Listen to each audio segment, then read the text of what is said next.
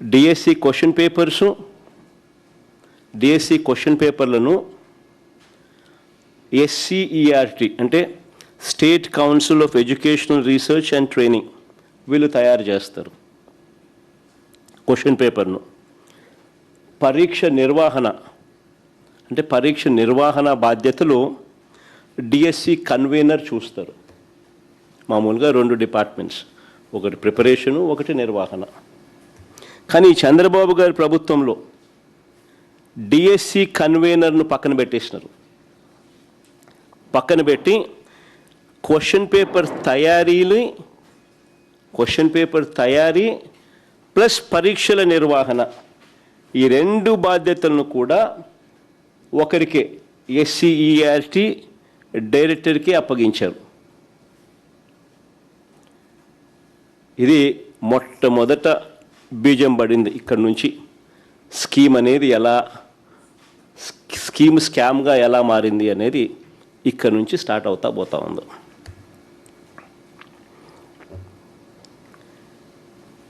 DSC పరీక్షల్లోనే పారదర్శకతను దెబ్బతీసినారు. అక్రమాలను ఉద్దేశపూర్వకంగానే ఇక్కడి నుంచి ఆద్యం పోశారు. చాలా కాన్ఫిడెన్షియల్గా జరగాల్సిన ఈ క్వశ్చన్ పేపర్ తయారీని చూసుకోండి. ఇక్కడ నుంచి చాలా కాన్ఫిడెన్షియల్గా జరగాల్సిన ఈ క్వశ్చన్ పేపర్ తయారీని, దాన్ని అప్లోడ్ చేసే పనిని అవుట్సోర్స్డ్ ఉద్యోగుల చేతుల్లో పెట్టకూడదని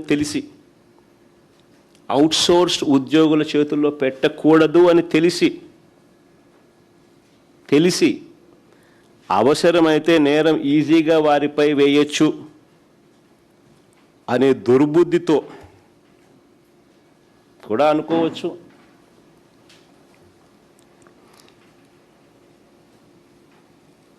ఏకంగా ఈ ప్రక్రియను అవుట్సోర్స్ కాంట్రాక్ట్ ఎంప్లాయీస్తో చేయించారు. ఆశ్చర్యం ఏమిటో తెలుసా? కృష్ణా జిల్లాలో ఇందులో పనిచేసే అవుట్సోర్స్డ్ ఉద్యోగి కృష్ణా జిల్లా సోషల్ స్టడీస్లో ఫస్ట్ ర్యాంక్. కృష్ణా జిల్లాలో సోషల్ స్టడీస్లో ఫస్ట్ ర్యాంక్. అంతటితో ఆగిపోలా.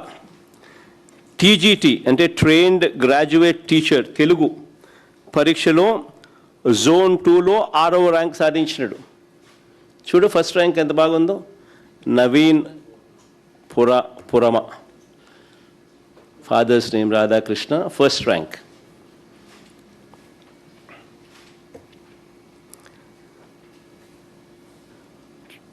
ఫస్ట్ ర్యాంక్ రావడమే కాకుండా TGT trained graduate teacher Telugu పరీక్షలో కూడా Zone 2లో 6వ ర్యాంక్ కూడా సాధించాడు.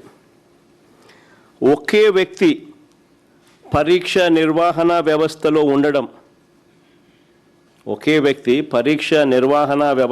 ఉండడం, అదే వ్యక్తి అవే పరీక్షల్లో టాప్ ర్యాంకులు రావడం.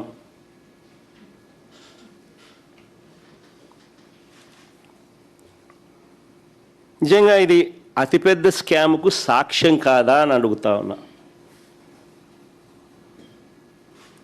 ఇక్కడ నుంచి ఇంకా ఎంతమందికి లీక్ అయిందో ఇది కనిపిస్తూ ఉంది. కనిపించినవి ఇక్కడ నుంచి ఎంతమందికి లీక్ అయిందో అనేది కనిపించడం, అది ఇంకా లోతుగా పోతే తెలుస్తుంది. ఆశ్చర్యం ఏమిటో తెలుసా?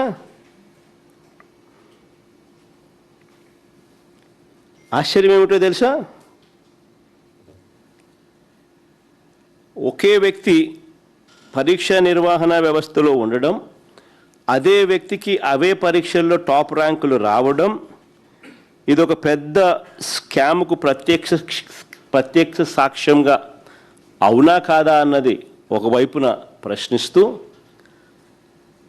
సిబిఐ ఎంక్వైరీ జరగాలి అని చెప్పి మరోవైపున అడుగుతూ, ఈ క్యాండిడేట్ నిజంగా మెరిట్తో ర్యాంకు సాధించాడు అని మీరు భావించి ఉంటే, ఇంకా ఆశ్చర్యం ఏమిటో తెలుసా? ఇక్కడ చూడండి, ఇంట్రెస్టింగ్గా ఉంది కథ. ఇదే క్యాండిడేట్ ఇంత మంచి ర్యాంక్ వచ్చింది కదా, మరి క్యాండిడేట్కి ఉద్యోగం రావాలి కదా.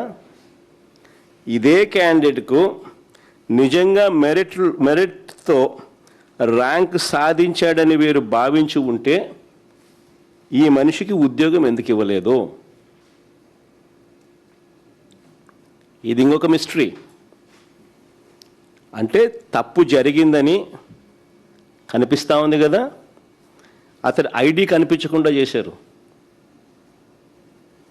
అతడి ఐడిని కనిపించకుండా చేశారు.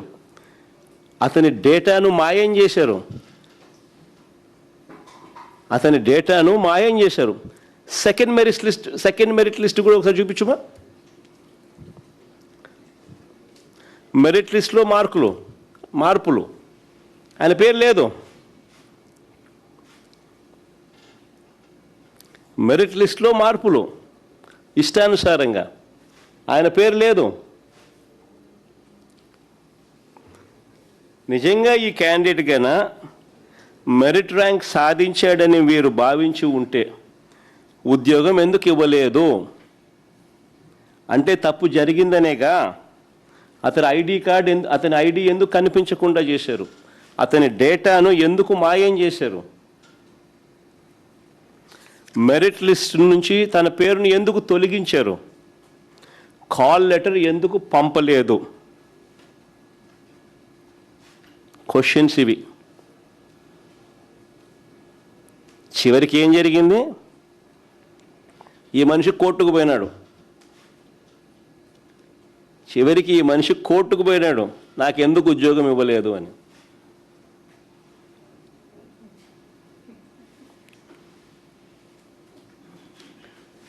మనిషి ఇప్పుడు కోర్టు కేసు ఉంది. ఆ మనిషి కోర్టుకు పోయినాడు, నాకు ఎందుకు ఉద్యోగం ఇవ్వలేదని.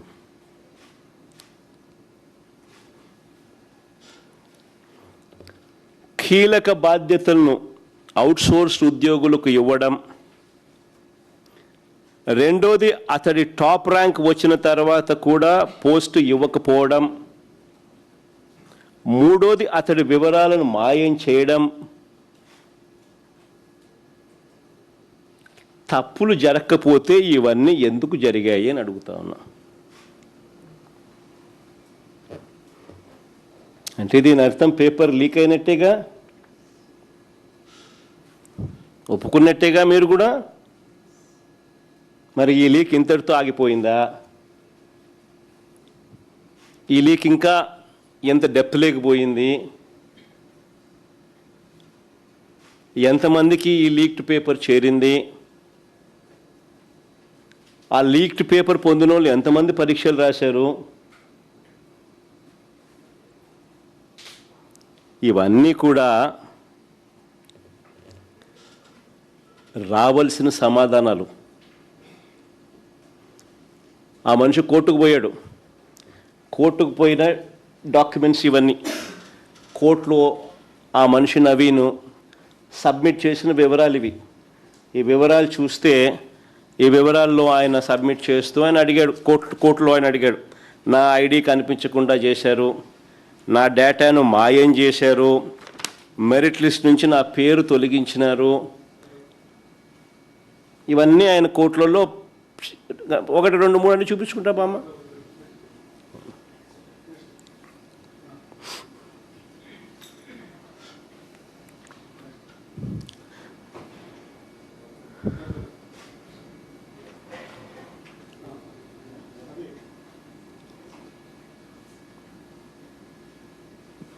వీళ్ళేమంటారు?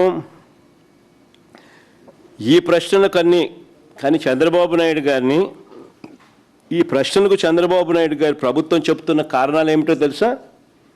ఈ ప్రశ్నలకు చంద్రబాబు నాయుడు గారి గవర్నమెంట్ ప్రభుత్వం చెప్తా ఉన్న కారణాలు ఏమిటో తెలుసా? చాలా హాస్యాస్పదంగా ఉన్నాయి. ఈ ఫస్ట్ ర్యాంక్ సాధించిన వ్యక్తి సర్టిఫికెట్ల వెరిఫికేషన్కి రాలేదంట, అందుకనే ఈయనకు ఉద్యోగం ఇవ్వలేదంట అని వీళ్ళు కారణాలు చెప్తా ఉన్నారు. సర్టిఫికెట్ల వెరిఫికేషన్కి రాకపోయింటే అది వాస్తవమే అయితే ఆయన కోర్టుకి ఎందుకు పోతాడయ్యా? కోర్టుకి ఎందుకు పోతాడు?